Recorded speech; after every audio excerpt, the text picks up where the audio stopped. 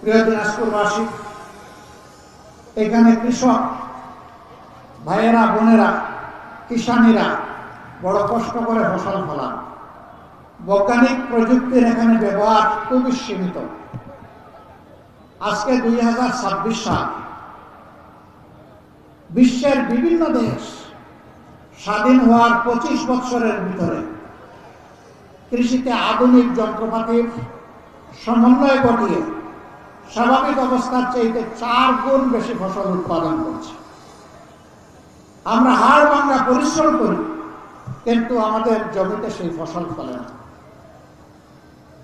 আমরা চাই উত্তরবঙ্গ হোক আমাদের কৃষি শিল্পের রাজধানী। আমরা সেই শিল্পই এখানে গড়ে তুলব ইনশাআল্লাহ। কৃষিকে আর পুরানো ধাঁচে এখানে চালানো হবে